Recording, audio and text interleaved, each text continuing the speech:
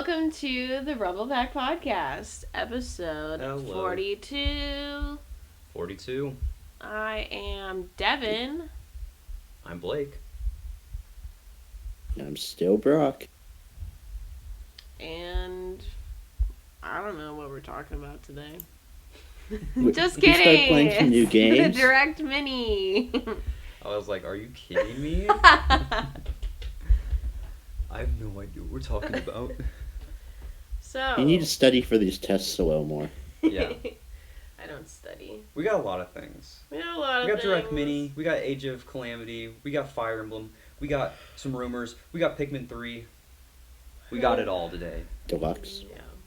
Deluxe, sorry. Not for the Wii U, but for the Switch. So, first up, we have Fire Emblem. So, you were telling me a little bit about this. Do you want to take the lead? Did you see this trailer, Brock? No, I'm only a Roy's my boy in Smash, and that's about it. Okay, With me and Fire Emblem. this little trailer thing they made was really well done. I'll just give you an overview of it. Basically, it starts off and it shows two people playing GameCube. One's Marth and one's Roy, and they're like fighting each other. It's kind of cool. And the person that is Roy defeats the person that's Marth. And the person that loses being Marth is like, what the heck? This sucks. Like, this character is terrible. Where are they even from anyways? And I just thought it was funny because, like, when those characters were first introduced, I was kind of the same way. I was like, I don't even know who these people are. Like, these are not You and everybody people from else, games yeah. I've ever played before. So then the kid is like explaining it to the other kid, like, oh, you don't know Marth? He's from like Fire Emblem, sort of, or Shadow Dragon and the Blade of Light. So they go into like the actual trophy mode of Melee, and they're like Nice. reading the description of the Marth trophy, which I thought was just weird. And it goes to the very bottom for the games they're that they've been seen in, and it says Japan only. And then like this big like sticker thing comes down, and it's like, not anymore. So basically what they're doing is Nice. they are bringing the very first Fire Emblem game, Fire Emblem Shadow Dragon and the Blade of Light, which Marth is the protagonist in. They're bringing it to everywhere outside of Japan for the first time ever, which is super cool. Nice. I like that they recognized that most people didn't know who Martha Roy were. Yeah, Because of I thought that was like until perfect. Smash. Yeah, exactly.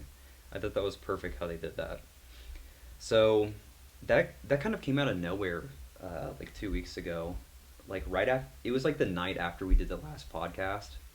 A video just like went up on Nintendo's channel, and it was like, Huh. surprise Fire Emblem announcement, and then it had like a bunch of question marks. I was like, what the heck is this? So yeah. So is it a standalone game that you buy then, or is it going So- to be included in... So what it is there's two ways you can get it. You can either just buy the standalone digital edition, which you just download from the eShop, or you can... There's an anniversary edition is what they're calling it. It's the 30th anniversary.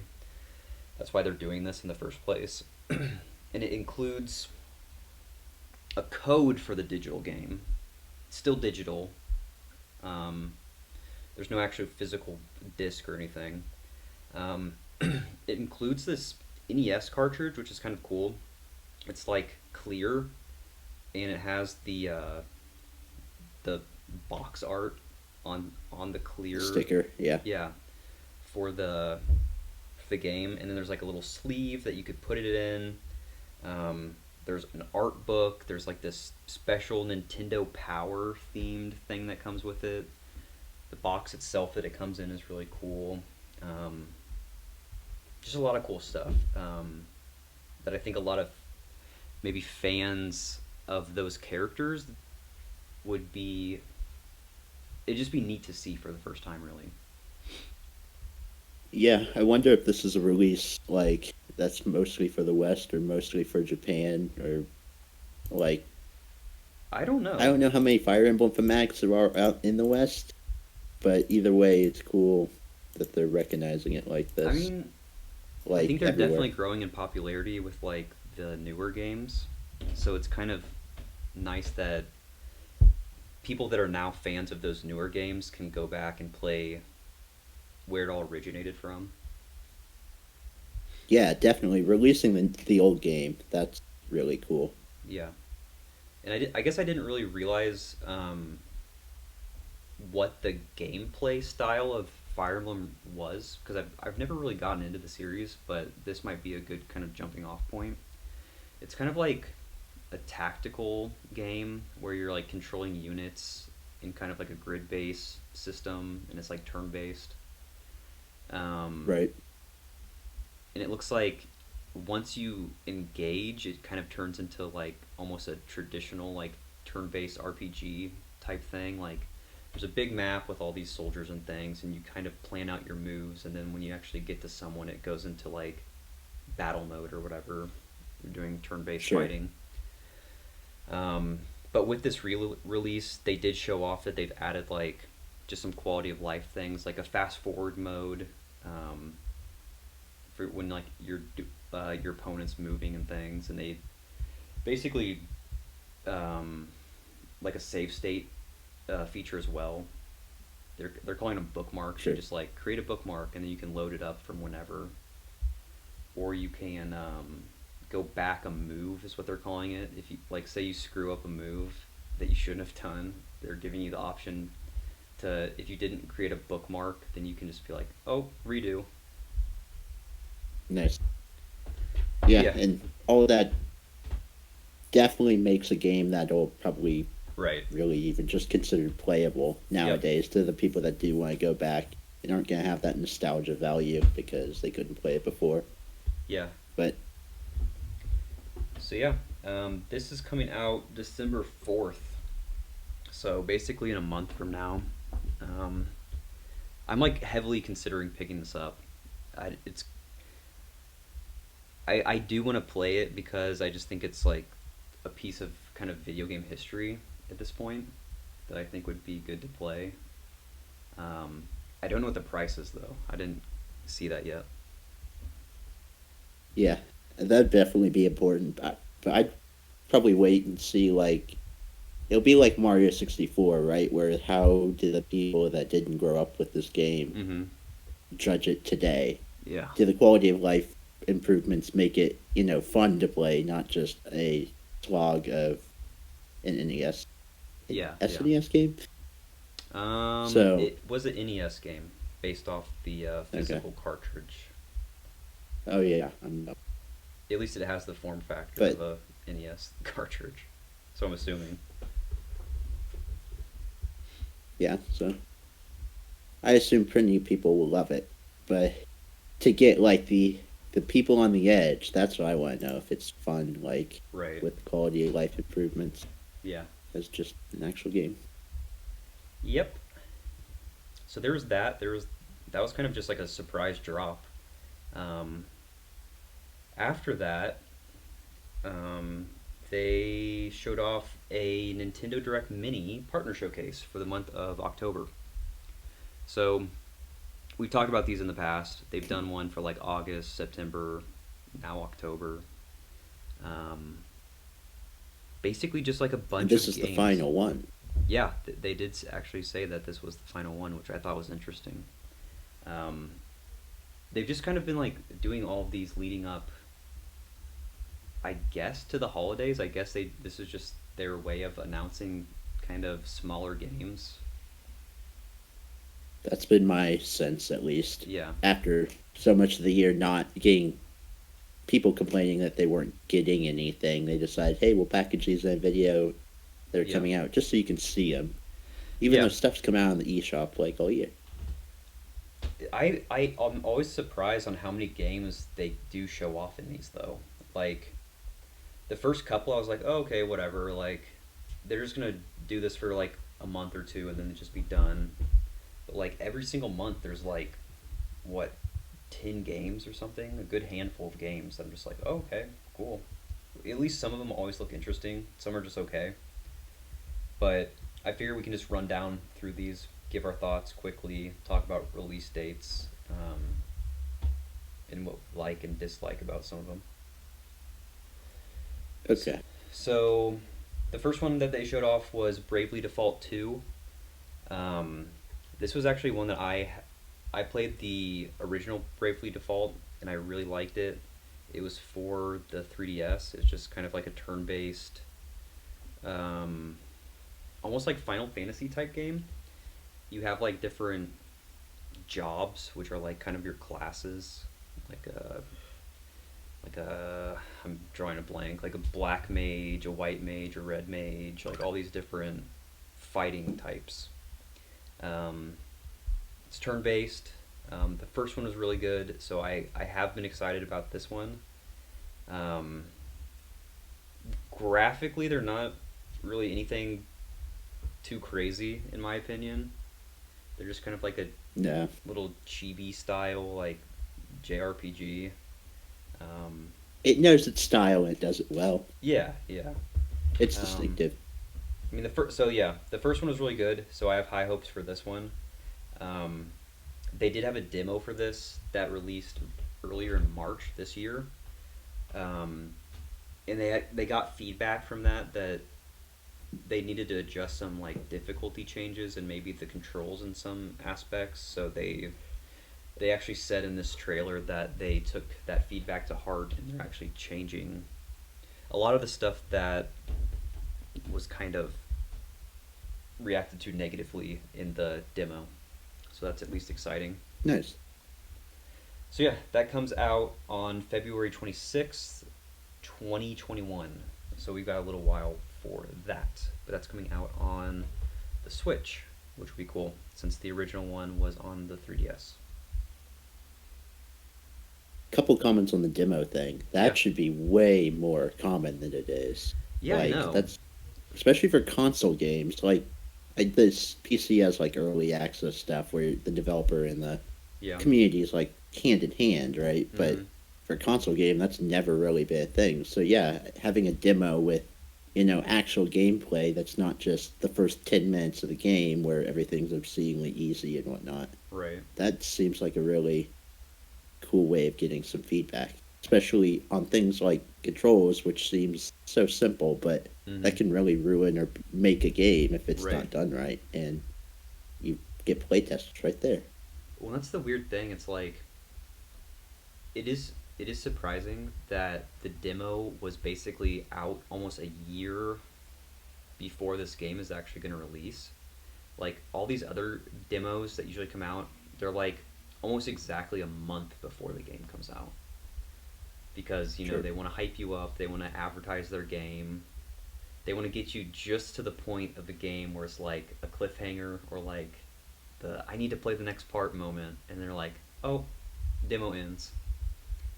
So it's it's like strange, like you said, that they don't do this more often. Like they should use the demo as kind of like a beta test for a broad audience, and I don't know why they don't. I mean, I'm sure they do beta testing and stuff like that, but if they were to do it on like the eShop or something, that would give them so much more feedback and like a so much more polished game.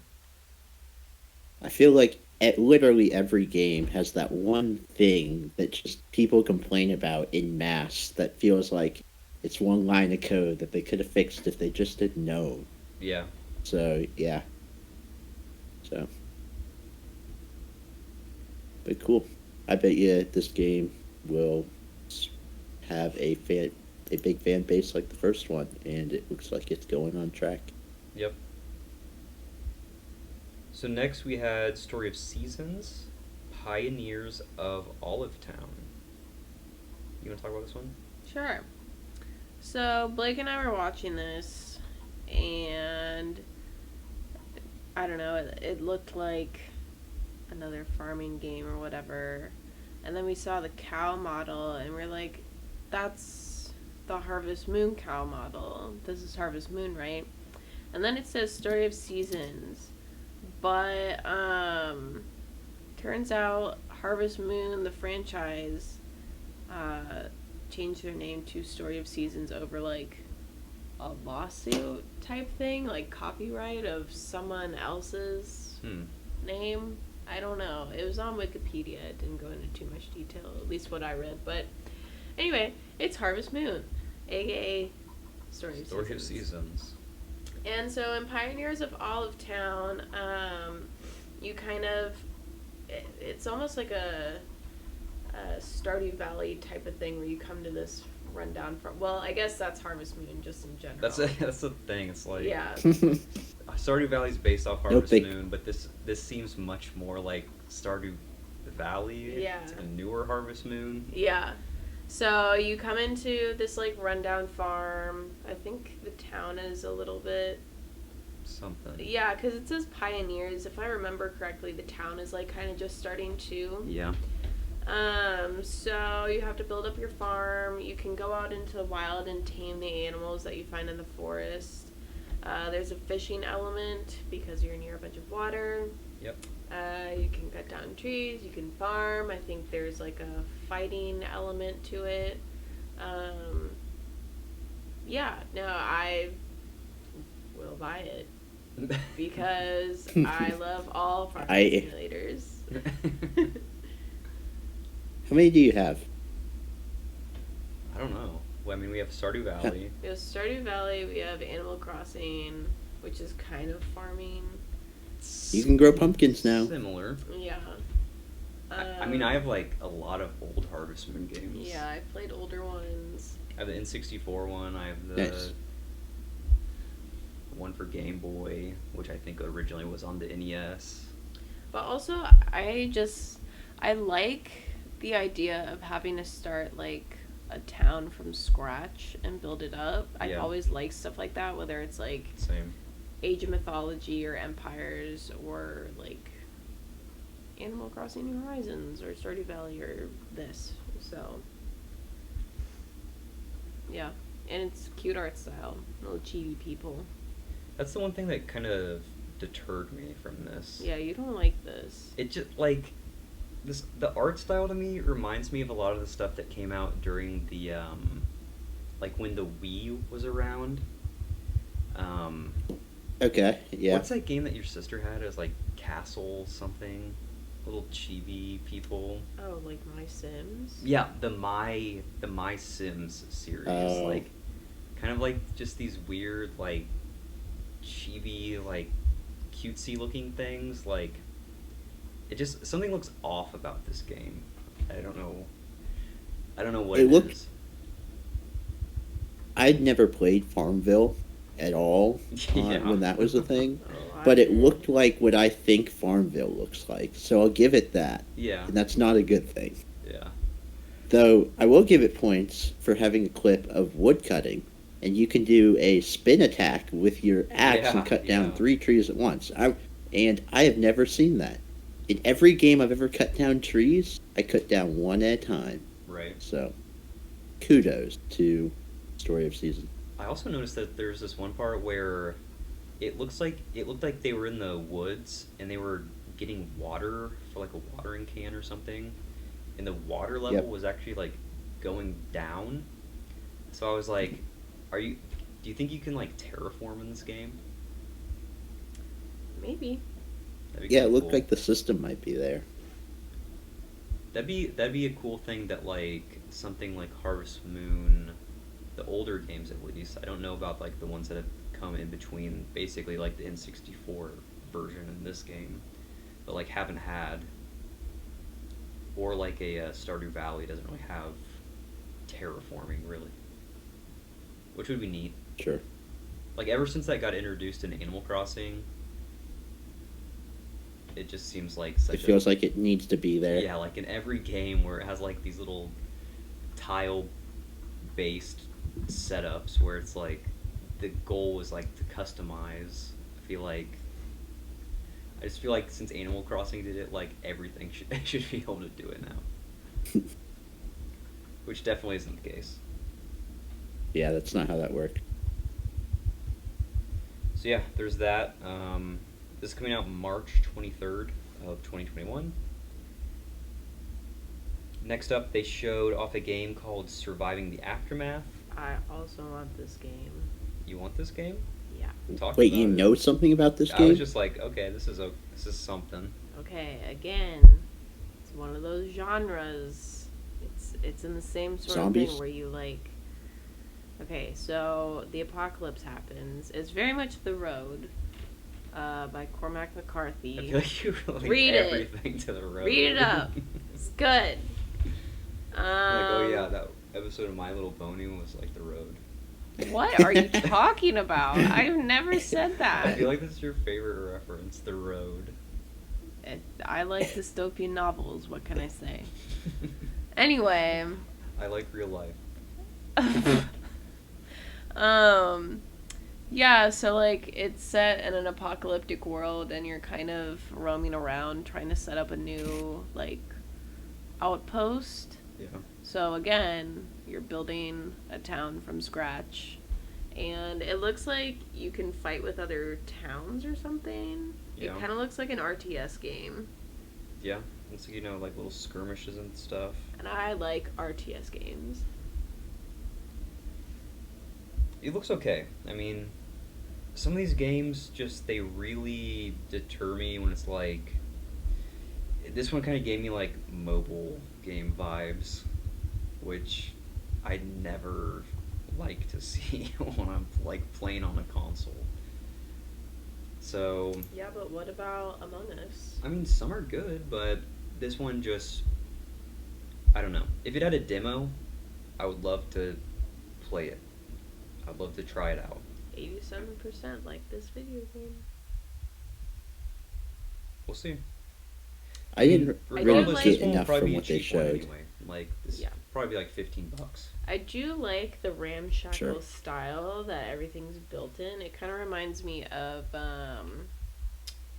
The Real World? The Road by Cormac McCarthy. Road? No, but it reminds me of oh my gosh, the Kojima New game Orleans. Kojima? Yeah. With Norman Reedus. Yeah, I can't remember what it's called. What in okay? Death Stranding. Death Stranding. Death Stranding. Yes, thank you. Rock, do you Wait, have that was game right? in your Yeah, nose? what the heck? Anyway, Death Stranding, also very similar to The Road by Cormac McCarthy. It just looks like Walking Dead. I guess. Yeah, that's what I got from it. Anyway, I'm here for it. I like it. Surviving the Aftermath, spring 2021, no hard release date. Okay, Nice. next up. I also want this game. What is this game?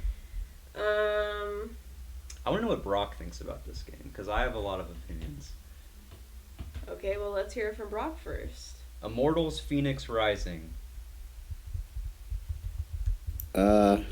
Yeah.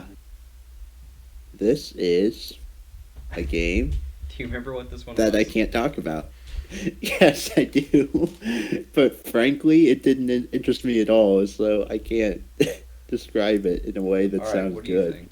Okay, so it's another Breath of the Wild type game. I definitely thought this was like very heavily inspired by Breath of the Wild. Oh. It is, and Yeah. I mean, to what extent are we going to criticize games for that, though? Because, like, Breath of the Wild kind of set a standard for, like, a particular, subgenre Yeah. that was very successful. So, of course, like, it's going to be imitated by other games. Like, we can't just say that every turn-based strategy, like, monster game is Pokemon or whatever.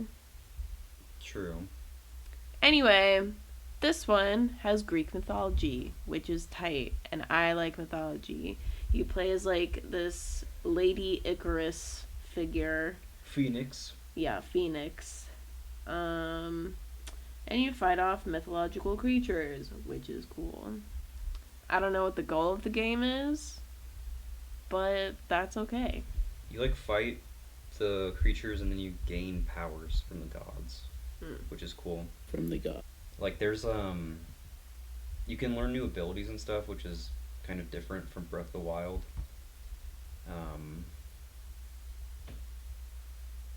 You can fly with wings, which is basically like the glider. It's basically open world. You can climb. You can ride horses. I'm here for the horse riding. It seemed cool. I don't know. It looks so similar to Breath of the Wild. That just concerns me. Yeah, there was like a particular. They showed the menus, and the like menus were interface was literally exactly, identical, yeah. which I was like, oh, okay. Yeah, so I might have zoned out during the whole open world part of this trailer, apparently, but it did remind me of Breath of the Wild for the very specific scene, like within the puzzle. They said there were puzzles. Yeah, yeah. And he basically used was the metal. Magnesis. Yeah, he used magnesis to place a block in the air and then go jump on it or something. It's exactly what it looked like. Yeah. And so the puzzles looked like basically shrines even on the inside. And that's fine. That's what I thought too. BTOTW.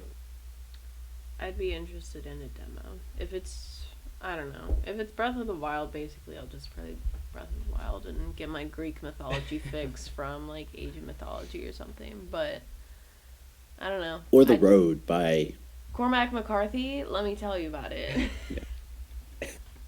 This episode's sponsored by Audible. No, it's not. It's sponsored by specifically The Road by Cormac McCarthy. Oh, okay. Sponsored by a book? Yeah. Interesting. So that comes out soon. That comes out December 3rd this year, just in time for the holiday season. Next up, we had everyone's favorite Bakugan. Champions of Vestroia. It's Bakugan. You are fighting with Tops. Let it rip. Let her rip, boys. Except you're not. But you are. I gotta say, this basically looked like if they were making a new Pokemon Stadium game, what it would be. So, that's what I thought about it. Are there any Yu-Gi-Oh video games? Also, Yes. I don't remember any like mainline. I want to point out that this is exclusive to the Nintendo Switch. Oh, So, wow. Nice. if you love your Bakugan, Very prestigious. I saw that there was like the base edition, and then there's like a deluxe edition. Yeah. I didn't know what the difference was. I don't but think I was like, the fan base for okay. this game is going to be strong enough to justify that, but we'll see. You probably get like a free Bakugan in it. Probably. That's all we have to say on that, really. It's out now. It came out November 3rd. Get it now. is there a The demo? numbers Can we are play? Doing great. No demo that I know of, but there could be. I don't know. This was a straight to cartridge release. No theater sale. This is Krunk's New Groove. Next up, we had Grifflands Nintendo Switch Edition. This one is actually by the same people, the same studio that does Don't Starve. Did you know that? Really? You can kind of see No. it in the art style, I feel like, a little bit. This one was strange. It's like card-based, but your whole thing is you use cards to like interact with people. It's not necessarily card-based like combat. You're like, you use these like cards to, it almost looks like progress the story. Like you'll like have a dialogue with someone, and then like you'll have a set of cards that can sway how the conversation goes, which was different. Okay. It's interesting, but like to me, it's like what, I just don't see what is going to captivate you into keep playing this. Like, maybe it has a crazy interesting story, but just like gameplay wise, it just doesn't seem super interesting to me, but I feel like I missed something when I saw this. I don't know. Yeah, I wonder if like it's a story that you change based on your conversations, or, like what the goal, Yeah. what the like you said, what would keep you playing. I mean, like, It'd have to if be it something has, like like, that. splitting paths where, like, your actions, like, affect the story a ton, like, sure, that would be good, but I don't know. And the Yeah, very I little can't that they say I was showed on interested. this game kind of, I don't know. I don't think it did it justice, really. Yeah, we should point out that the last 4 games they showed approximately like 30 seconds to a Yeah. minute of each. Yeah, true. It So was kind of in their, like, sizzle reel. They're like, game, game, game. So, yeah. Yeah. I mean, like, that studio, I mean, like, if you take the quality of, like, Don't Starve and, like, take that into consideration, like, I feel like that studio at least knows what they're doing. So hopefully it's not, like, too experimental of a game that it just, like, flops, but who knows. well, they know what they're doing and they're willing to try weird things because Don't Right. Starve is pretty weird. Yeah. And all the stuff that they add to Don't Starve, all the expansions and all the new items and characters are always very out there, so they're definitely willing to experiment. So that's summer 2021. Still got a ways for that. So maybe we'll get more information on that, and we can talk about it once it's kind of fleshed out more. That was the first I'd ever Yeah. heard of that game. Definitely same. Next up, they showed a game called Tropico 6. I'm like kind of interested in this. I It always literally see said you were these. building something from scratch. You have to say you want it. Well, There's no other choice. the problem is, I don't know. It's something about like the realness of it that bothers me.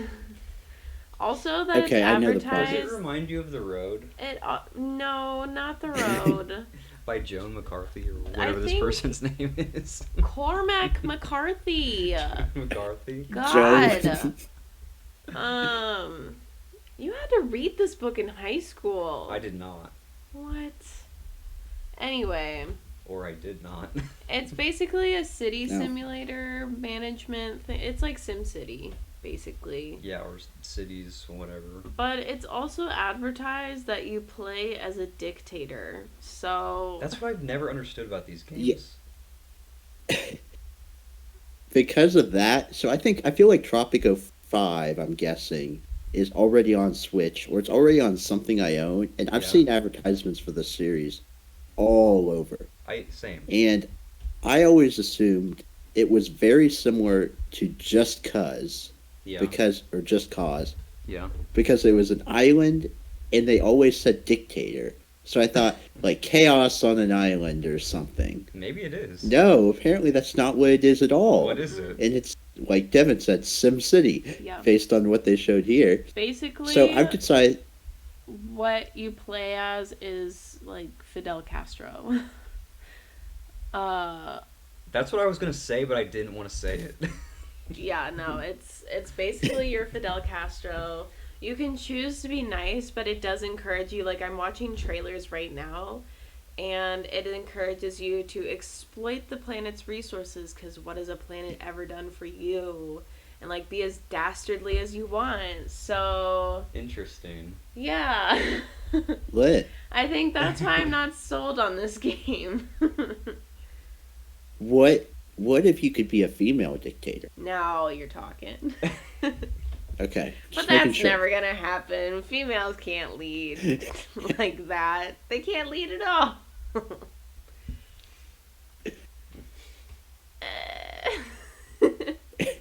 This is too real. Anyway. This is too much The Road. Sorry, Cormac McCarthy is in my brain.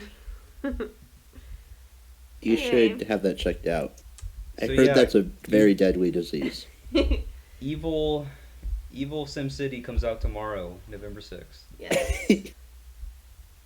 SimCity: The Darkest Timeline. Yeah, yes. You'll please. be playing as El Presidente. El Presidente here in Tropico 6. Fidel Castro. Next up, they showed Hitman 3. Available, who knows, because they didn't show a release date. I've actually never played the Hitman series, so I don't have a lot to say about this, but he looks like an assassin with a barcode on the back of his head. Yeah, cool. that's pretty much it. I haven't played much either. From what I can tell, it's like Splinter Cell, but you're not wearing a black spandex, Yeah. and you're doing more social things before you kill people. Yeah, you're going to parties, you're smooshing it up. I do find it cool that this AAA game, very decidedly AAA, is announced in this mini direct partner thing. Yeah, I know. And 2, it's releasing simultaneously on Switch and PS4 and 5, I guess, and everything else. So this is not what I expected to ever happen to the Switch at, what, now 3.5 years in? Almost 4 years in. In the trailer, it said, like, Hitman 3, and then it said, like, Cloud Edition, and I was like, what the heck does that mean? So I looked it up, and it's like, it was saying, like, the Switch game will use cloud resources to help it, like, actually run, because the Switch, like, can't do it on its own. I was like, oh, well, in that case, yeah, I was okay. like, that's a little concerning. Well, I mean, we just have to jump down one game, and we can talk about cloud resource. So everything I just said off the table, I didn't know it was a cloud thing, in which case Hitman 3 is not really coming to Switch. You can just kind of play it. Yeah, you'll stream it on Stadia on the Switch. Yeah. Same with our next game. Control. Control. Ultimate Edition. I thought this game honestly looked really cool. It looked cool. It does look cool. I would be really interested in playing a demo if there is one. But basically, There is one. I played it. Wait, really? Yeah. Oh, great. Anyway, More about the road. it reminds me of the road. Actually, it reminds me of 1984. Oh by George Orwell. Stop. Get out of here. Basically, you're this woman who is from the Federal Bureau of Control or whatever. The FPC won't let me be. And I'm on Steam right now. I can just read the description. A corruptive presence has invaded the Federal Bureau of Control. Only you have the power to stop it. The world is now your weapon in an epic fight to annihilate an ominous enemy through deep and unpredictable environments. Containment has failed. Humanity is at stake. Will you regain control? But it's really cool. She fights with like a gun primarily. Typical. And she looks like she's definitely in trouble in some points, like in the trailer, like someone had a gun to her head or whatever. But it's kind of cool because there's like weird science fiction-y things happening, like things start like floating and I don't know, it's really hard to describe, but it looked really cool and I'd be interested in playing that demo. It looks cool. It's like Stranger Things, kind of. Yeah. I don't know why.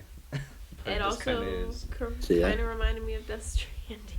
Death Stranding, Stranger Things, The Road, 1990. Game's got it all. It's got it all, folks. Well, just to bring you down a little bit, yes, it has all those things. It looks really cool, but it also on the Nintendo Switch is the Cloud Edition. Clouds. Okay. And I can confirm that it does not run on a 5 megabit per second internet connection. You will get through one room before it becomes unplayable. Okay. That being said, I was able to test it on my good friend's 50 megabit per second connection, and it ran but felt off. So, you need Starlink. Depends how. Yeah. So yeah, your performance is going to vary a lot, and it depends how many frames per second you can see if it's going to be playable. Okay. But it does look really good, like streaming. It's way better than anything the Switch could do on its own. Interesting. So I feel it's interesting we're getting Oh. cloud editions of these two games like back to back. Yeah. I mean, I do appreciate you saying that. But you also have the worst internet I've ever seen. And I feel like we could probably do the demo here. So I'd be interested in seeing if it works. Well, I mean, at the same time, it's like, we could just get this on the PC at that point. Yeah. True. No, We you could guys get should this on get the it on PS4 another at that console. point. And Yeah. I want to point out, I said I tested it at a good friend's at 50 megabits per second. So, Okay. And it was still off. Yeah, whatever. We'll see. it was still off. Just a little off. But, you might be so off yourself that it'll match up and it'll be perfect. Yeah. But, That's what I like to hear. You may be coming off a long the road binge. Yeah, I just. Also, I'd like to keep my internet bashing to private life. So, can we scratch that? Oh, yeah. Sorry. Wow. That was a joke. Considerate. I'm sorry. That was literally a joke. I'm not Oh. cutting any of this. Okay. Next we have No More Heroes 3. So this stars Travis Touchdown. I don't know anything Yeah. about these games. Okay. It seemed just like a super It looks ugly. it was like so meme. Just the definition of a meme, The I guess. style of it is just so in your face and ugly. Dude's riding around on a motorcycle and he's wearing sunglasses and he's just fighting stuff.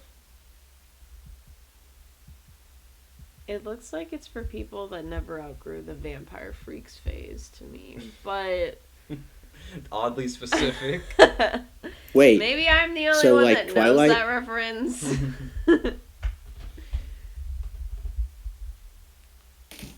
I don't know it. Sounds like Twilight, though. By Stephanie someone. Stephanie Meyer. I cried when I read New Moon. I stained the pages with my tears. Edward! No. Jacob all the way. Wolf Boys for life. Oh, oh! Okay, so this comes out 2021. This game definitely has a fan base. This was highly anticipated.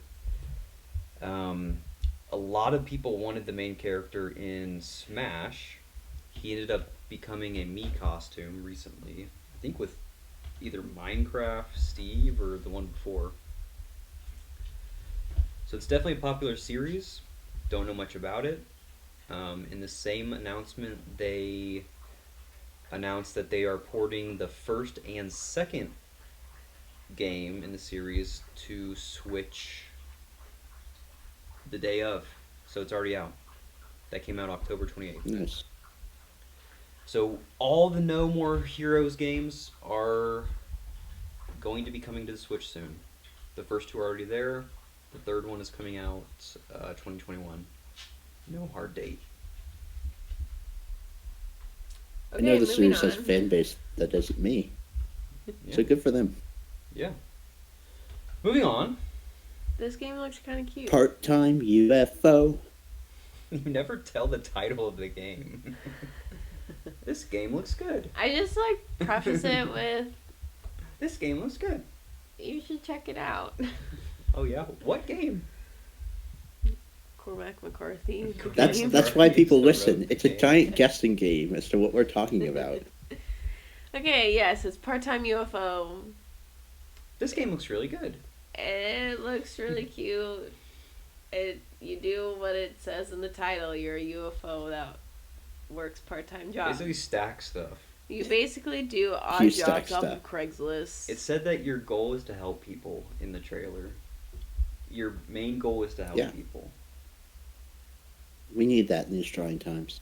So you stack boxes into the back of a pickup truck. You stack a pyramid of cheerleaders. You stack a castle to finish its construction. Is this a primer for when? No, Okay. the road. No. It re- For when aliens do It become reminded me- integrated into our society and we're not afraid of them. This is just like drones. They're just gonna This is help just us. No. The Amazon drone game. They're not that already gonna happened. probe Have you us seen the pyramids? Yeah, how do you think the This is pyramids how were the built? pyramids are built. by aliens? It Yes, wasn't even I've seen it multiple wasn't even shows about block it. by block. It was just a giant part-time UFO placed.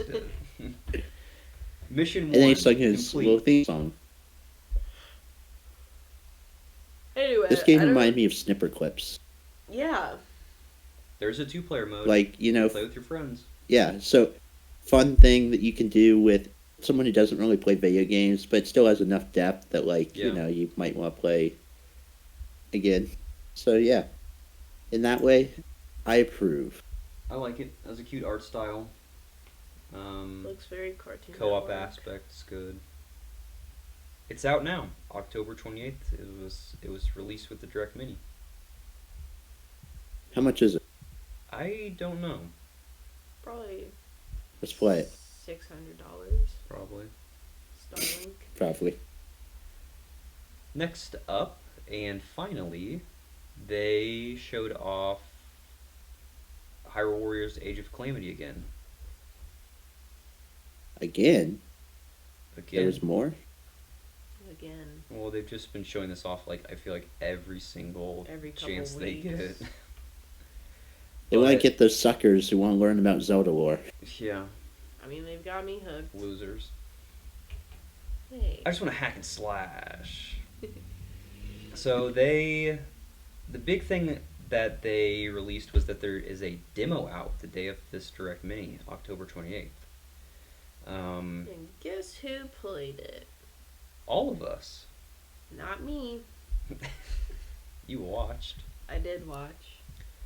So this game comes out November 20th. There is a demo out now. Do we want to talk demo? Why not? Imp is cool. That's all you need to know. Well, give me some of your thoughts then, Brock. So, as I've said previously on the Rumble Pak Podcast, The Presented by RPP Fourshade won't let me Studios. be. the RPP, I am not a Hyrule Warriors fan or a fan of games like this at all. So I played it just to, you know, get the little lore they had at the beginning. And in no bout, I will say they packed a lot into a demo. Yeah, I they was did. very, very impressed as to, like, I felt like I had gotten plenty from the game that I wanted Mhm. just from the demo. There was a lot of storytelling just right off the bat. You frankly couldn't tell the difference between a cutscene in this and a cutscene in Breath of the Wild, Yeah. or really any other part of the game, Mhm. because they literally stole the menu or used the menus and everything. Right. And that's really good for, like, while you're playing the game, you feel like you're playing an offshoot of Breath of the Wild, and that's what they're going for. I Mhm. get, but it helps a lot, I feel like. Yeah. Yeah, I feel like past that, it's the gameplay itself. I feel like it that was something that was really good. That it felt like the same, not the same game, obviously, but definitely like something in the same universe. I felt like if the menus and everything were too different, it'd be very jarring. You'd be like, this doesn't feel like the same game, even though it's in the same universe. Like, it felt very like cohesive to the Breath of the Wild experience, I guess. Right. Yeah, it felt more like a Breath of the Wild game than a Hyrule Warriors game or a Like a Dynasty Warriors. Dynasty Warriors game. Yeah. Yeah. And that was great. As for the gameplay itself, for someone who does not like that type of gameplay, I thought it was all really, really good. Like, Yeah. really well done. In the same way that when Smash introduces a character, you can see the love like they put into making that character come alive in a different style that it normally is. That was the same sort of thing with all 3 characters you can play in the demo for Hyrule Warriors. Right. Like every single move, every single combo utilize something from Breath of the Wild that you weren't really expecting because it's such a different game, but it's there and it works exactly the same way in a lot of circumstances that you wouldn't have expected to be possible. Yes. Yeah, I was surprised. And that was really enjoyable. Yeah, like specifically like when you're playing as Link, I was wondering how they were gonna do some of the things that are present in Breath of the Wild in this game, because I thought they were like such things that like depend on the situation you're in. Like if you're gonna shield surf in Breath of the Wild, you want to be going down like a hill, obviously. Yep. But in this game, like you can like pull out your shield and shield surf, but you use it as kind of like this attack that just like throws off your enemies and like disperses them. And same thing with like using your arrows or using bombs and things. Like it took all these things that you'd think would be like very situation specific and like kind of made them work in the kind of battleground setting that you're in, which I thought was really cool. What I felt about those specific things was that it gave the characters that were using them more dexterity. Like I don't know, it just felt more natural when they were like throwing the bombs, as opposed to like in Breath of the Wild you have to like select it and then throw it and then detonate it. But it was like it felt way more fluid. Yeah. In Hyrule Warriors, which like I felt more into the whole scenario of like I'm fighting in a battle right now. Yeah, the combat definitely seemed very fluid, and that was one of the things I really liked. It's very fluid, but it wasn't overly easy, as I found out, because I'm apparently pitiful at these games. But yeah. I mean, I thought it was cool that like some of the enemies force you to do different things, like use bombs, use fire, use electric, use ice, whatever. Use the time stopping thing, whatever it's called. Stasis. Because like at some points I was kind of just getting into the groove of just like using the same moves over and over again, which I feel like if I kept doing that like the entire game, it would definitely get really stale and boring. But there were some moments where like some enemies forced you to kind of break out of that comfort zone of just like, oh, I'm going to use only heavy attacks because those do the most damage. So I thought that was interesting. Like, and it didn't feel bad when it forced you to kind of use a different fighting style than what you had been. Yeah, it was definitely well set up. Like you'd have 3 groups of the same type of enemies, so you could do something, and then it'd change it up on you, give you a little bit of a different situation. Mm-hmm. And so, let's talk about the 3 characters that you get to play as. So the first you get to play as Link. Did you like his fighting style, his combat? Link was the only one I felt like I knew what I was doing the entire time. Yeah. And that was solely because I couldn't be bothered to actually learn the others, because it's more complex than you would think. They were complex, and there was a lot of... That was one thing that kind of overwhelmed me at the beginning, was how many buttons there were and different things going on at the same time. Because it was easily one of the worst tutorials I've played. Yeah. Because it goes through so much in so little time, and then by the time you're let go, you're like, wait, what? Yeah. And like just the very nature of the game is kind of like chaotic, because it's in this big like open battle, so there's so much like going on where honestly, like it seems like you're gonna get hurt like at every second, but like you really don't, because like the enemies, there's so many enemies, they like can't do that much damage to you, or else you just wouldn't get through the level. So it like creates a sense of urgency, and like that for like learning all those controls within like 2 seconds, just it didn't really mesh well to me. Yeah, but it also if you had the full game, you'd learn the controls. This isn't an Sure. actual gripe. Like, Yeah, yeah. But it speaks to how well they have the whole Warriors, Dynasty Warriors formula, like, made out, I guess. Because, Mhm. yeah, you are fighting huge hordes of enemies, and they do give you a sense of urgency, and, like, I got, keep doing stuff, or else I'm going to die instantly. Right. But you don't get hit, like, cheaply. Like, you can definitely tell what you're doing is affecting the outcome. Nothing's cheap about it. But at the same time, if you don't do the right things, you will get punished. Yeah. It's cool that they're able to like get can't think of the word, focused gameplay as something so chaotic, I guess. Yeah, yeah. Because I was expecting button mash. I'm good, Right. honestly. Because Yeah.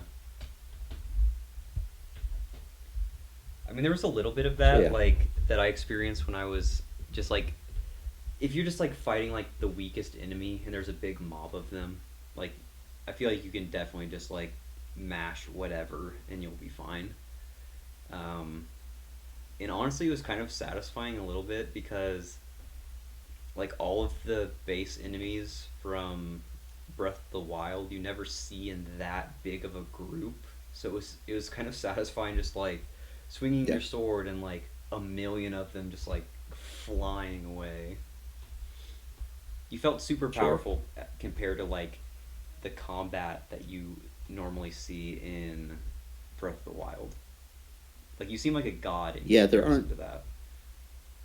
compared to the fact you get game overed in Breath of the Wild Yeah. in very normal situations, yeah. Yeah. But yeah, I think I another like- thing Go ahead. another thing I was impressed by the couple areas that you were in were much more fleshed out and much more than I could have ever expected.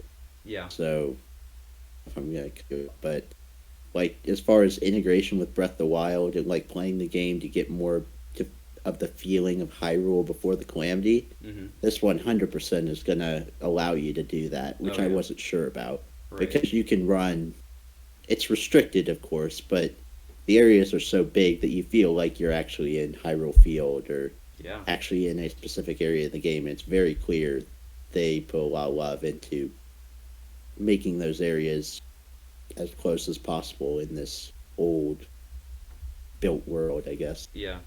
I mean, like they are restrictive and like they're somewhat linear. I mean, they have like a bunch of branching paths and stuff, but the maps are like huge in my opinion.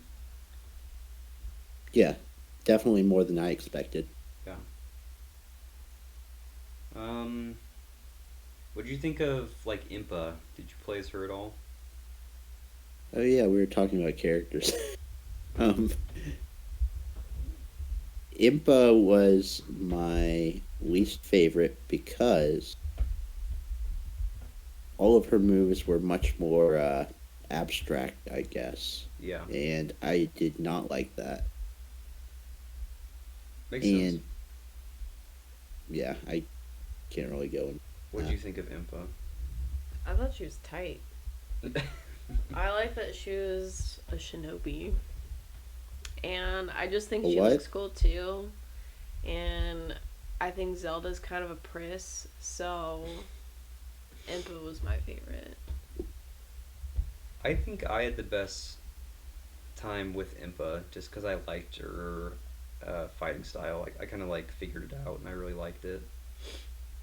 Basically, like you mark enemies to be what are called like duplicates, and then somehow you like absorb them or absorb their power, and then you get like these little shadow clones that fight beside you.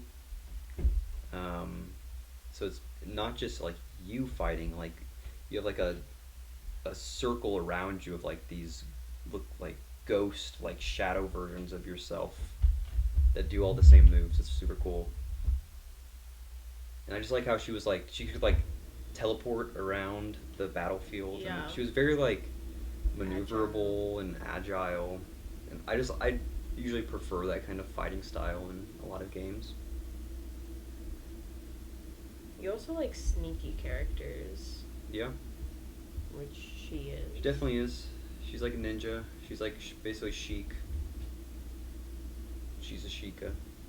Makes sense. Well, Yeah. Sheik is not a Sheikah, but I understand. True. What you're saying. You know what I'm saying. She was trained by Impa, who is a Sheikah. Yeah. She's weaker though than Link, is what I experienced. She's faster but weaker. She's better for like lots of enemies, not just one big enemy. So good with mobs, not Sure. good with one big bad. Yeah, I found that I never really got the whole absorb functionality ever, and so I was always Yeah. terrible. That was It took my me a problem. while. It did take me a while. Like at first I was like, what does this even mean? What is this telling me? Yeah. What did you think about And last, Zelda? no, Not we already fan. know what Devin thought. Huh? We already know what Devin thought. Yeah. Devin Yeah. hated She's her. a I just don't like her character in this game, or Breath of the Wild. I don't know. She just very much seems like a princess, and not interested. Even like the way she runs, she just seems really like weak and fragile, and I don't really like when female lead characters are portrayed like that. But does this game do anything to change your mind? No. Okay.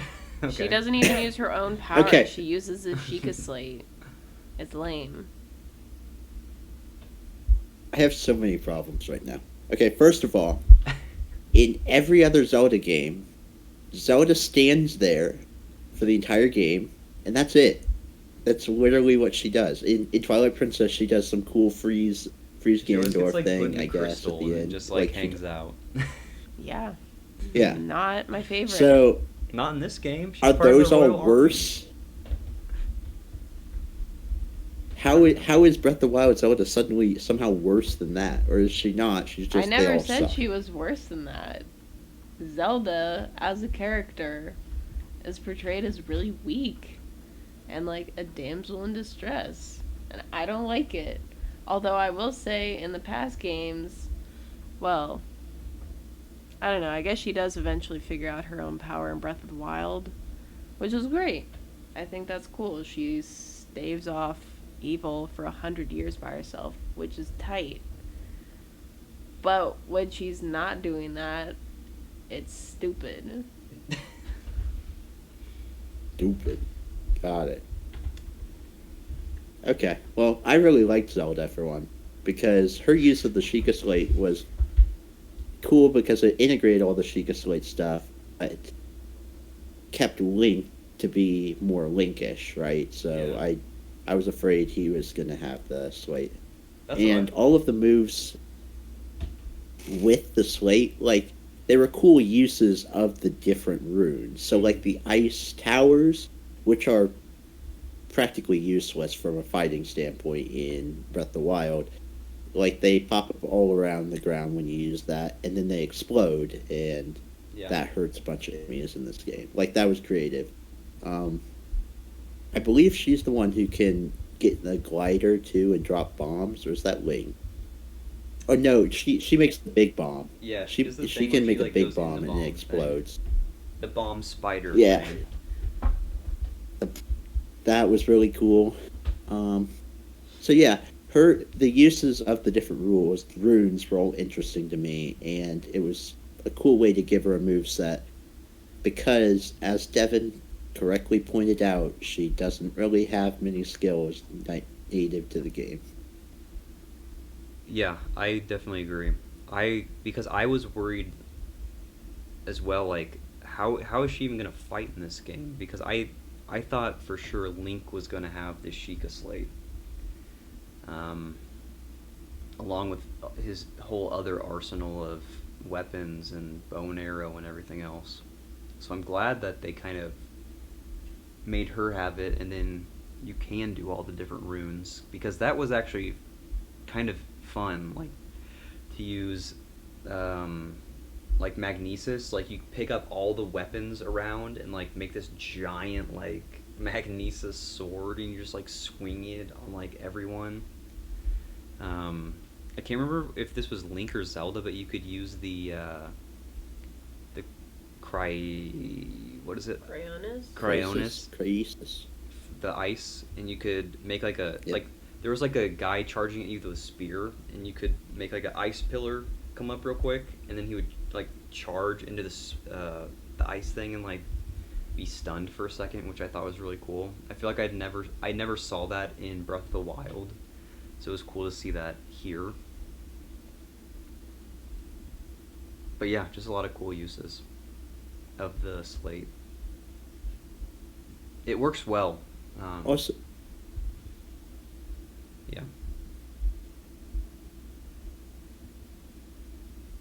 and last little thing I noticed while playing this, the voice acting in this, which there is some, Mm-hmm. is not as bad as Breath of the Wild somehow. It's a little bit better, and I appreciate it. Yeah, there's Including like, Zelda, who I it's- don't know if it's the same girl or not. I don't but know. I was wondering that too. For the record, I don't like her voice in this game either. I mean, She just I'll actually sounds agree like with you there. this. She's in peril.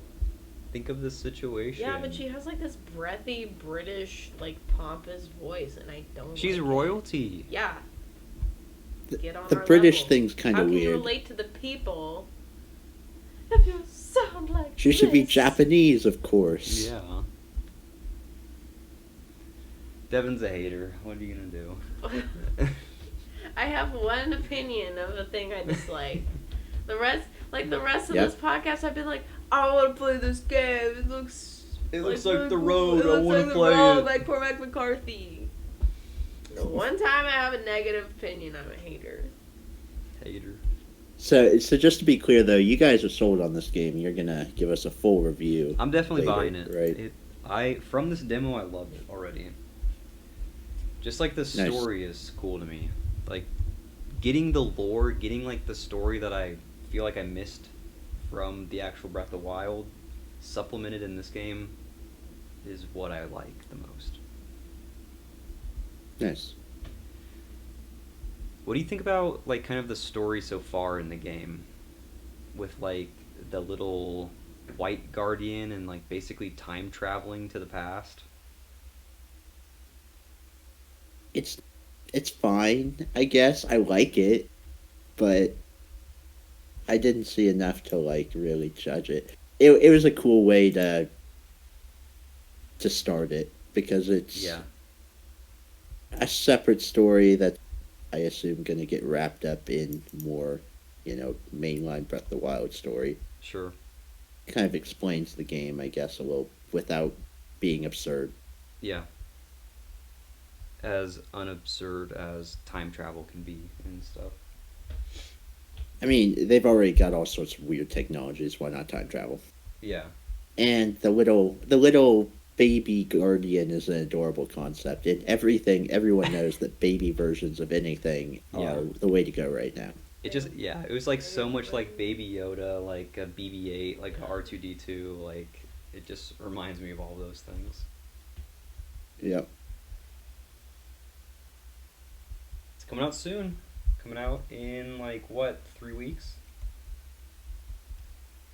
3 weeks. I expect a full rundown of the story I missed. We'll fill you in for sure. I think that's it that I want to talk about that. You guys? Do we want to talk Yeah. about that leak of the antagonist? Oh, since this game's getting closer and closer to being done, a lot of Japanese media sources have been putting out like more and more on this, and they've shown like you fighting as all the champions. They've shown you fighting, controlling the divine beast, which is actually pretty cool. I think that will be a super cool gameplay. Yeah. They showed off another shot of the antagonist where you can see their entire face. Is it Girahim? You can't really tell much more Dang. than what we already did. Like you can see just like the face. Like it's white. It has the medallion still. It's still hooded. It has some black makeup on, like, here. Yeah. So I don't know. So I honestly he's have emo. no idea. I can't like put a name of who it's going to be. It's probably honestly Gerard going to be Way. someone new.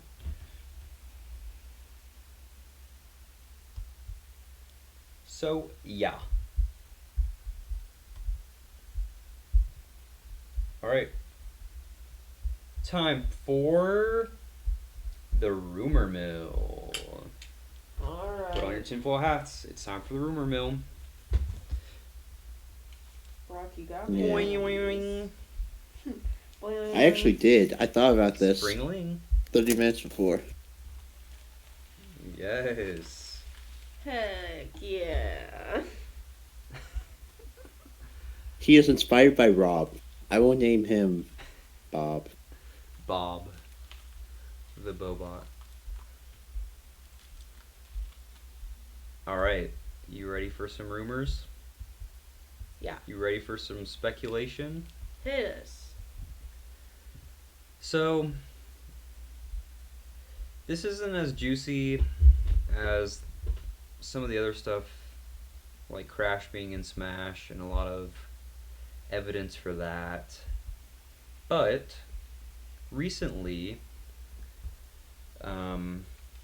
Fortnite's creative director, Donald Mustard, was on a... Donald Mustard? Donald Mustard with the wrench in the study. Okay. Fortnite's creative director was on a Zoom call with Geoff Keighley, who has been the host of the Game Awards show past couple years. Basically talking about the upcoming Game Awards for this year. Let me see when those are. I think they're like in December 10th. So they're basically on a Zoom call talking about what's going to be shown off at the Game Awards. And a question, there was like, I couldn't get the full scoop on this, but apparently a question got brought up of, it seems like it was a fan question or something. It was like, it wasn't just the two of them having a private conversation, like there was some sort of audience involved in this whole thing. So Sure. the question got brought up of like, could we see like a Fortnite Smash like crossover or something? And Donald Mustard, instead of saying no, he said that there was nothing that he could comment about on the topic at this point. That's So- the best answer. Of course, if you don't say no, well, The tin hats come the out. tinfoil hats come Yeah. out and you're basically saying yes. So, everyone is speculating that possibly at the Game Awards, we may have a new Smash fighter announcement, we may have a Smash crossover, we may have a Smash Brothers related Fortnite event. Who knows?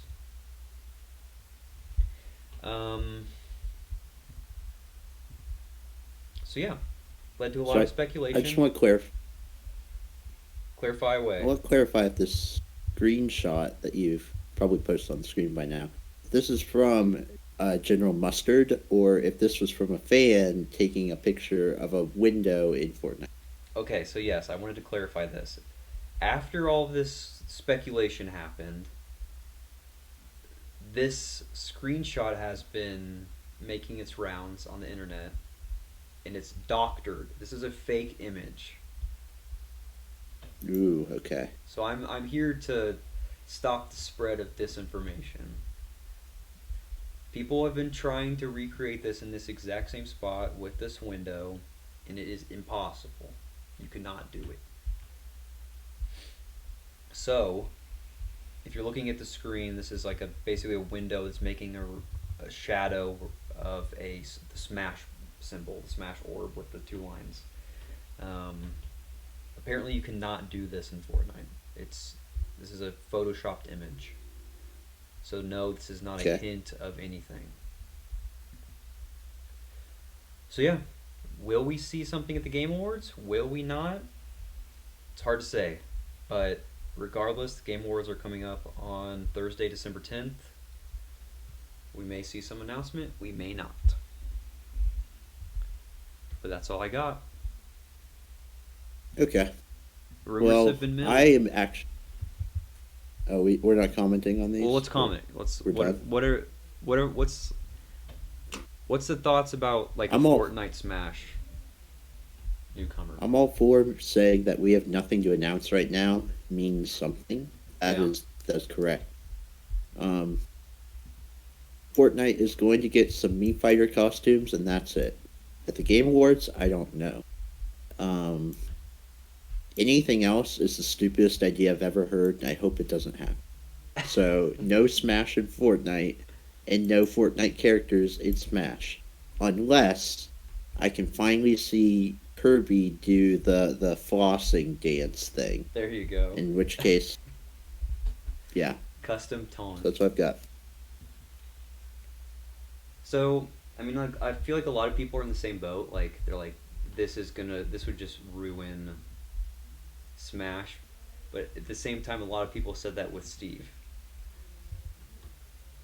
Yeah. Thoughts there? That's what makes it possible. I wouldn't have said this before Steve. Yeah. And like I said, when people don't actually deny things and they actually said I have nothing to comment, it's just such like a strange answer. Like, just say yes or no. Yeah. Don't be a robot. Don't be a lawyer. Just say like, yeah, we were working on it, but it fell through, or we've talked about it, but not. No comment right now. No, I have no comments to make right now. Yeah. What do you think about Fortnite and Smash? No. She's spoken. What do you think about the road in Smash, though? I mean, if Cormac McCarthy wants to make an appearance, I'm here for it. What about Politico? Tropico? What am I saying right El Presidente is not my Presidente. Okay. Well, that's all I've got. Fortnite, maybe Smash? We'll see. Wah, wah, wah.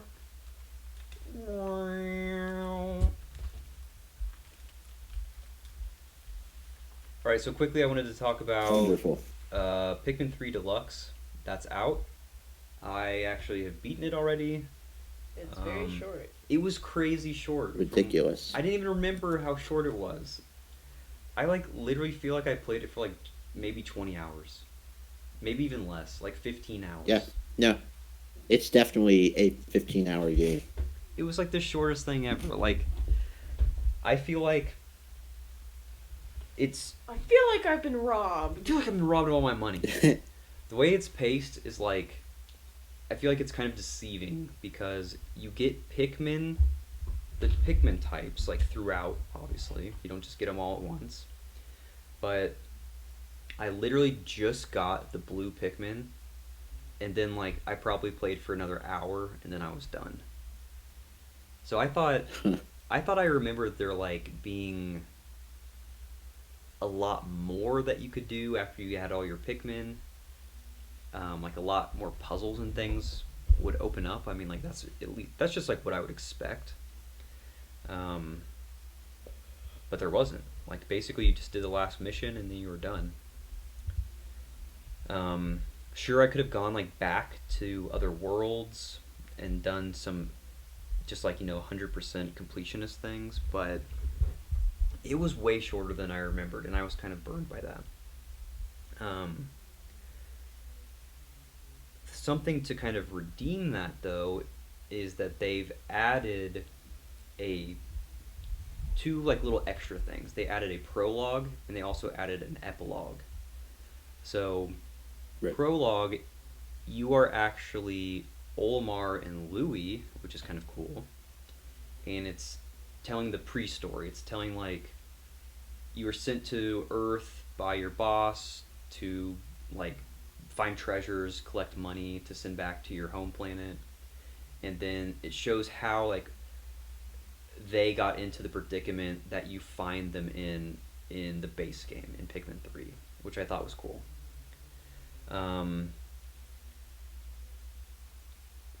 The missions themselves are they're not like how the main game is. They're like isolated little episodes, and they're all timed, which is kind of strange. I didn't really like that aspect. It's like you have 10 minutes to collect all the fruit that you can, and it's kind of like on a graded system where like if you collect this much fruit, this threshold is bronze. If you collect this much, it's silver, gold, all the way up to platinum. Platinum is you collected basically every single thing there is. They were super easy, honestly. I got platinum on like every single one of these, with a lot of time left to spare. And I'm really not that good at Pikmin. Like I didn't split up my characters at all. Like Olmar and Louis were together the entire time. So, that's kind of disappointing. yeah. I mean, like there's parts where like I needed to for like a second, but then I would like just come back together as a full group and finish the mission. So that's the prologue. The epilogue, I'm trying to even remember what it is. Oh, so you in the base game you rescue Olmar and Louis, but you leave their ship on the planet, and you go back to the home planet in the 3 new space adventure ship. So the epilogue is all about returning to the planet, just you and Louis, and like basically finding your ship so that you can return home. It's the same type of gameplay. It's like these little isolated things. They're timed. You're going for like a rating. But it was at least something nice that it was something like in addition to the game. It felt like there was more story to be told, and it actually did get told. So yeah, I really love the Pikmin series. So honestly, I was gonna like playing this either way, even though this is a game I already played on the Wii U. The new stuff that they added is awesome. I played this through on hard mode, which I don't think was available in the Wii U version. I don't think there was a difficulty setting. Right. I am interested now, since it was so short, to play it on the hardest difficulty, spicy difficulty. Okay. Where you can only have 60 Pikmin in the field at once, which will definitely be a challenge, because I was just roaming around with like a horde of 100 Pikmin, which made things pretty trivial. If you just like send 100 Pikmin at an enemy, it basically dies in 1 second. So that will at least add some difficulty. They did kind of add like an achievement system to this. So if you do different things, like have 100 red Pikmin out on the field at the same time, you get like a little something that you wouldn't have gotten previously, which is kind of nice. It's like at least short-term goals to work towards. So yeah. Like Nook Mile. Yeah. So yeah, I don't have a ton more to say about this. I enjoyed it. I thought the new stuff that they added was good. My only gripe was it was just short. This is a short game. If you're expecting like a 40-hour game, it's not that. But yeah. That's fair. I have no comment because I'm still working my way to replaying it on Wii U. I definitely played like 15 hours of it and didn't do the 16th hour to finish it. So, Nice. welcome to me. Yep. Well, what else we got? Anything or nothing. You decide. Do you want to talk Mario Kart? Since you said it, I guess we're doing it.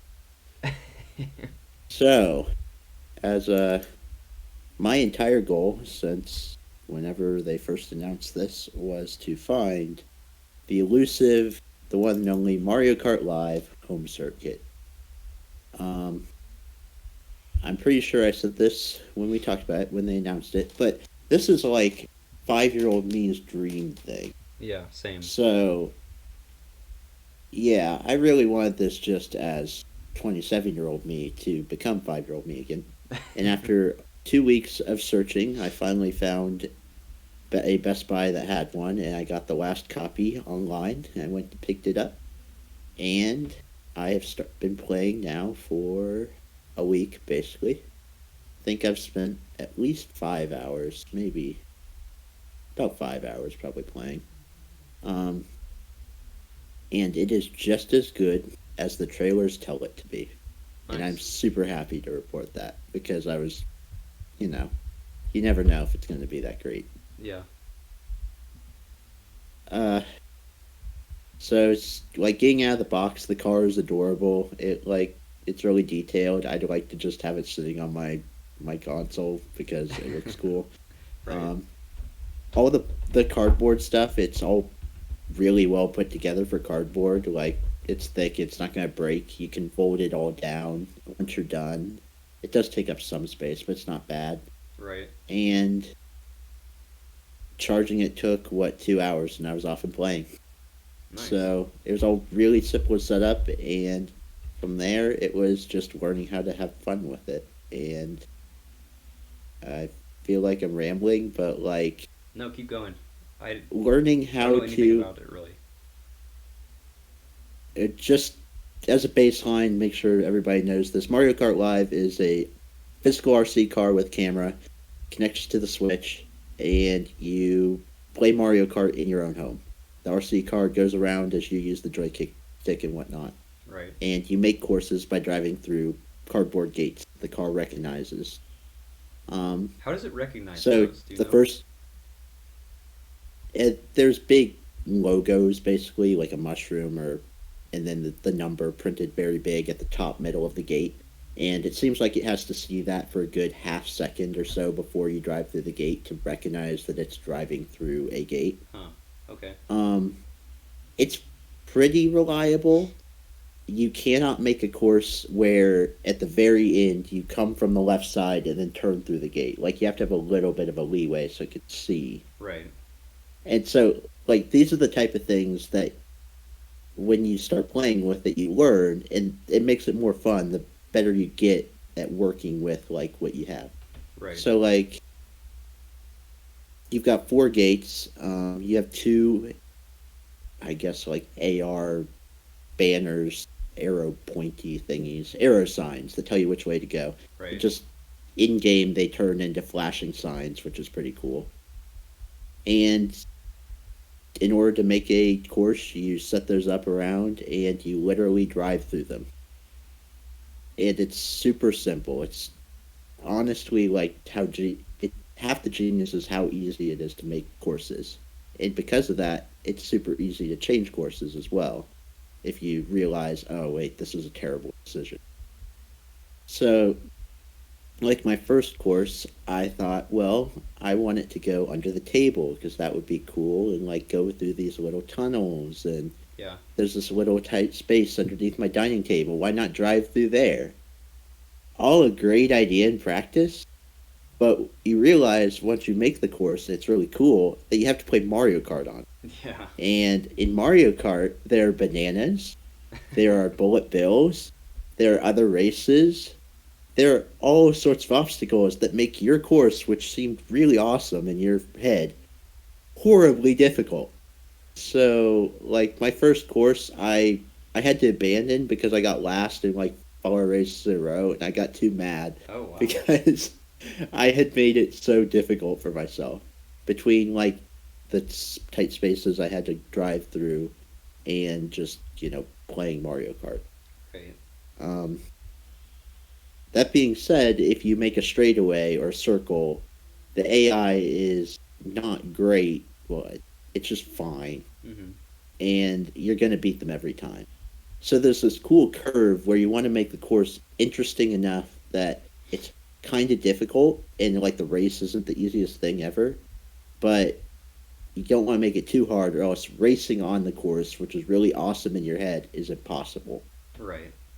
So that's where I found a lot of the fun, is in kind of a Super Mario Maker type curve, I guess. Right. Do you Uh, So is there like, are there like, there's no like cups or anything, I'm guessing, because like you're making just y- single courses at a time. that's the fun part about it. So building a course takes, I mean, it really only takes 2 minutes if you want to, Right. but they don't expect you to build a new course for every race in a cup. There are 8 cups, I think, Mm-hmm. maybe 9, and each one is 3 themes, for lack of a better term. So the first one is like a generic grass theme. So really, all it does is it turns the gates into generic Mario Kart gates and adds little specks of grass. The Okay. second one's like an underwater theme, so it adds a filter under the camera over the camera picture that looks all watery. And Right. then there are cheap sheeps, like swimming around, and they have coins behind them, and they're Mm-hmm. swimming around all your course That's that cool. you made. So you've got virtual things to avoid on your course that weren't there before. Right. So that's how it changes up the gameplay. So you're not just mindlessly going around the same thing Right. 5 times, Gotcha. because it is a 5 lap race now, Oh which wow. is Okay. a smart decision because it keeps the races honestly just as long as any normal Mario Kart race. Okay. And then so each of the themes has different qualities like that change things up, and I've yet to become tired of running a course that I created because of those themes keep it a little bit fresh. Those are the challenge, not my course itself. Gotcha. Um, so yeah, I've only played on 50cc and 100cc. It has this weird effect where in the chaos of Mario Kart on 50cc, it looks like you're going a million miles an hour. Yeah. And then you look over at your car and it's just kind of puttering along. And you're like, oh, wait. I didn't realize it had like So different speeds. Does it have? So does it go up to like 150 or 200? it goes up to 200, which I haven't even touched yet. That Um, sounds I terrifying. actually, I don't know if you could even play it in a space like mine, because obviously if you're going faster on straightaways, your course becomes shorter, basically, to the cart, Yeah. and it's harder to turn. Right. So, like, I would zip through a course at 200cc, whereas on 50cc, which, like I said, it still can be hard if you do it right. Right. Like, yeah, so that's like a normal length Mario Kart race at 50. Huh. And then, like I said, there are coins. You gather those, and those unlock different carts and outfits and horns for Mario, which It's cool. it's cool because there's something to unlock, right? Like, Yeah. it's in Mario Kart 8, like, you never actually gather coins specifically to unlock things, but it's nice to just get stuff. Right. And that's the same with this. I'm currently through, like I said, 100cc. I've gotten at least a trophy. I do not get gold on all of mine because I'm not cheating the system. I'm making courses that are frankly kind of hard, Yeah. and I'm living with it, Yeah. and I find that fun. Could do you I, something that I was thinking about while we were talking is like do you think you could add like verticality to your courses and that would still work? I've watched a video of someone who tried to do that. You can, if you get the ramp exactly right, because the cars have such low clearance and such small torque Yeah. that it's hard to get them to go up and down bump. Oh, okay. Like, frankly, being on carpet, like my carpet's not ideal. I'd rather be on hardwood, and you can Okay. tell a little bit, Yeah. but it's not bad by any. And so, if carpet messes up the car a little bit, you can imagine trying to go up any sort of bump kind of makes things weird. Yeah. Um, Okay. yeah, so big dreams like that. If I had a big space, I might try it, but here it's not happening. Yeah. I would love to have an open gymnasium where I'm making courses, because then I'd definitely try crap That'd like be that. super cool. Does Another question I had is And like, does it feel like Mario Kart? Like, what you're looking at on the screen, does it feel like when you play Mario Kart 8? Or does it feel like a that different game?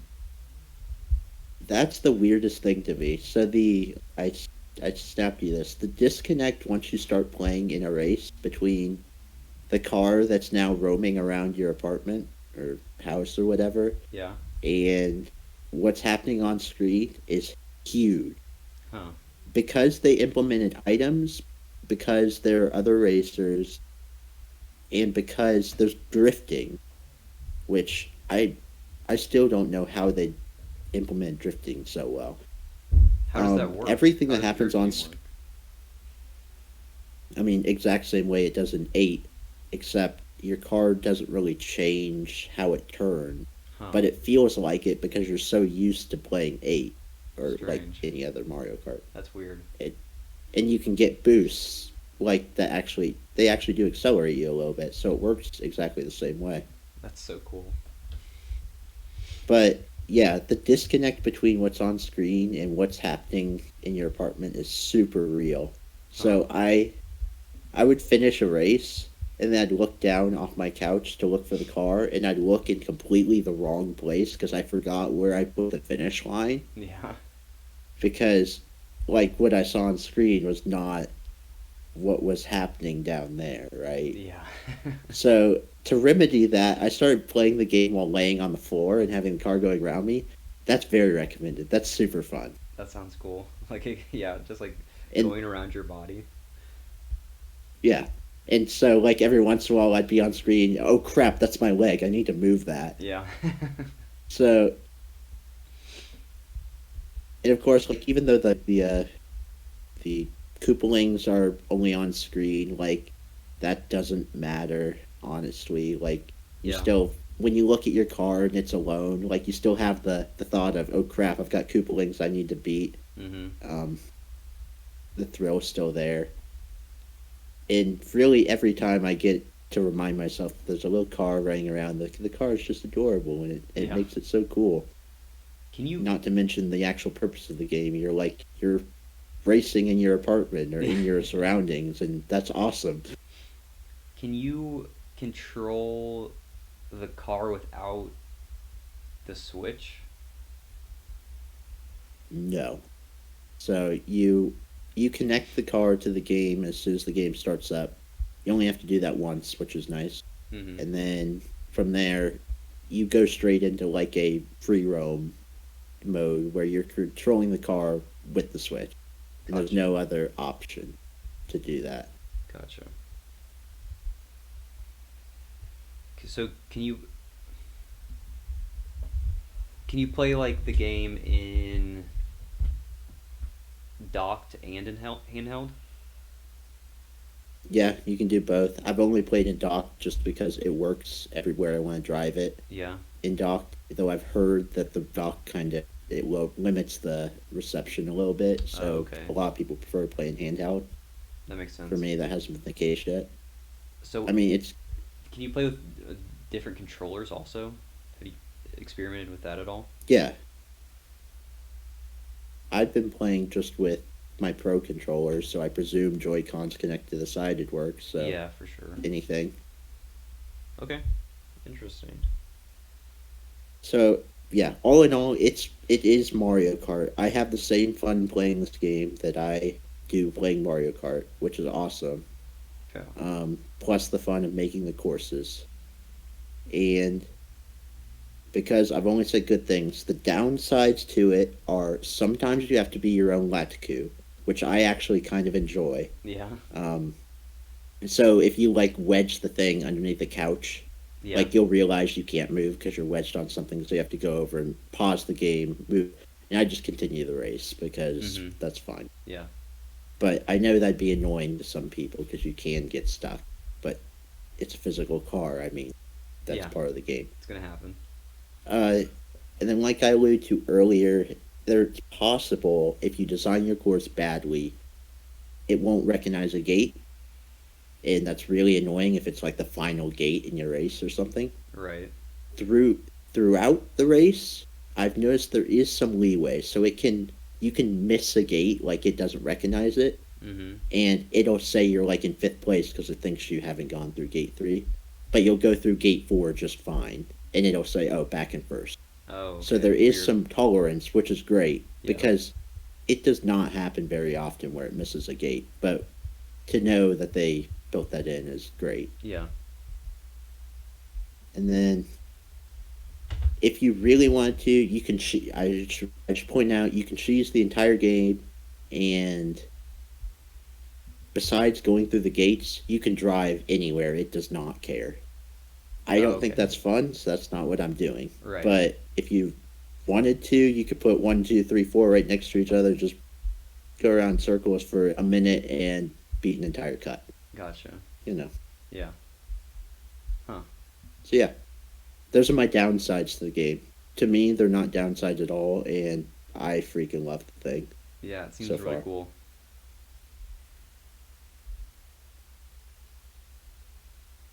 Yeah. Awesome. See, did you really want to hear that? That was 20 minutes. I mean, yeah. Like, I wish they would do more stuff like this, because I think that'd be awesome. I think, like, the future of, like, augmented reality and stuff in games is gonna be a cool one. Yeah, definitely for, like, yeah, they'll figure out how to use it. Yep. All right. Last but not least, we have sharing time. Sharing time. You want to go first, Brock? Yeah, since I did mine because Devin gave it to me. I only give facts in sharing time because I'm boring and I have nothing to share. And my fact today, as a very big baseball fan, is that Nintendo used to own majority stake of the Seattle Mariners. This is a fun fact because, one, if you ever watch a Mariners game, there's pretty much always a Nintendo ad behind home plate. 2, remember when the DS had download play? Well, you used to be able to walk into the Mariners stadium, download an app, which would allow you to order things to be delivered to your seat, all on your Nintendo DS. That's pretty cool. 3, that's a non-insignificant reason why the Seattle Mariners have had a good amount of Japanese baseball players. So, yeah, go Nintendo. Awesome. So, yeah, Nintendo and the Mariners. Not together anymore, but together in my heart forever. Do you ever foresee a rekindling of the relationship? No, Nintendo's a big shady business with millions of dollars. They don't need that anymore. Nice. Do you know when that relationship started? I don't remember. It was the 90s. It was 100% the 90s. Okay. So my sharing time was when the Mario 35th anniversary news went out. There was this big promotion thing that went out where you could get Mario 35th anniversary pins. If you basically bought the Mario All-Stars 3D edition, and then did some like other little fun stuff on the Nintendo site. You could actually get these pins for free. Nintendo would send them to you. All you'd have to do is pay shipping.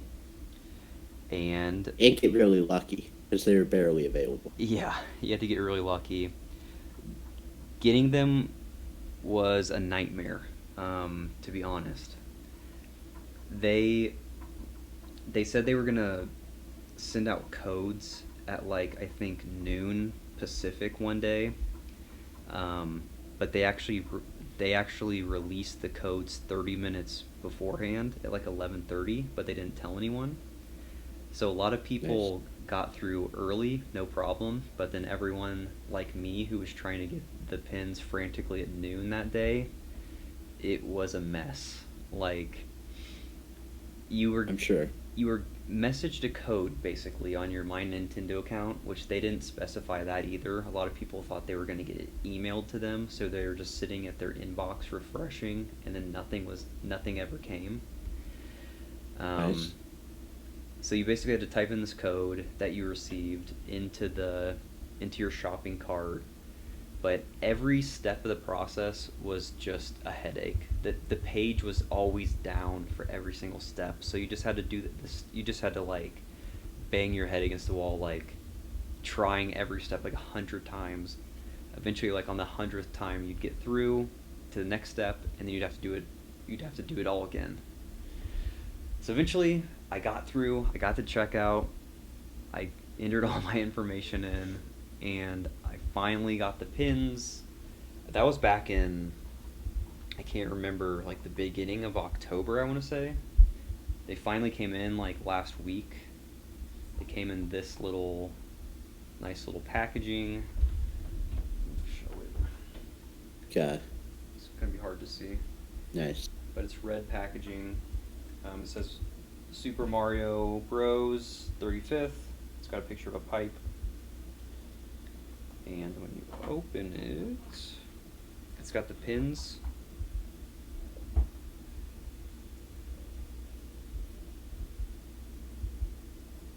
Those are shiny. Very good. Very shiny.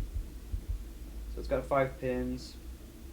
It kind of goes through all of Mario's kind of different games, which is cool. It's got like the original Mario. It's got Mario with like the turnips and things. It's got Mario with the Tanuki tail. It's got him riding Yoshi with the cape, and it's got him with the wing cap. So all the different games. So I got those. I really like them. They're really cool. They're really high quality. They were a pain in the butt to get, but in my opinion, they were worth it. So, but cool. Are you gonna put them anywhere? That's what I don't know. I don't know where to put them. Wear them on your shirt. I don't have like a ton of like collectible things. Like I don't have like a ton of like, especially Nintendo collectibles. So it's like, I really like this, but I'm like, I don't want this to be the start of like me hoarding Nintendo collectibles in like a room somewhere. Oh, but it will. We'll see. We'll see what the future holds. So that's all I got. Kevin, are you still here? Yeah, you've been quiet for the last 40 minutes. Because I haven't had anything to add. Mine I did during the podcast. Wow, so that's what you were doing. Quiet. Wait, you drew something? I just found images of like different Zelda characters in the style of Breath of the Wild, Wind Waker. So, we have Ruji. Is that her name? Riju. A couple of these are by Ellen Ent on DeviantArt, so check out their stuff. So we have Riju, we have True Form Midna, which I thought was really cool. There's Mifa. I wonder why. And Zelda from Breath of the Wild. I kind of really like how these look. I do too. I really like Mifa and Midna. Mifa looks cool. Yeah. I like them. Anyway, just thought they looked cool. Draw one for next time. Send it to Yeah. the next viewer that requests art. What would you draw? I don't even know. Impa from Age of Calamity. I guess I could do Impa. That'd be tight. I'd have to learn how to draw in this style. I guess I can figure that out. You'll figure it out. Thanks. You're an artist. Yep. You're a sandwich artist. I am a sandwich artist. That's a play. Nice. Anyway, do we have anything else, or are we done? I think that's it. I think we covered it all. Did a lot of good work. Now, Right. I'm going to play Mario Kart live on my apartment floor. Stream it. I want to watch. I wish. I have no caption. But like an aerial drop down camera that just looks down onto the track. We'll see. We'll set something up. Alright, so this has been the 42nd episode of the Rumble Pak Podcast, brought to you by Fourshade Studios. You can catch us at all things Rumble Pak Podcast, Rumble Pak Pod. Catch out our podcast video on YouTube, iTunes, Spotify, Libsyn, all those places. And we will see you in the next one. Bye. Bye.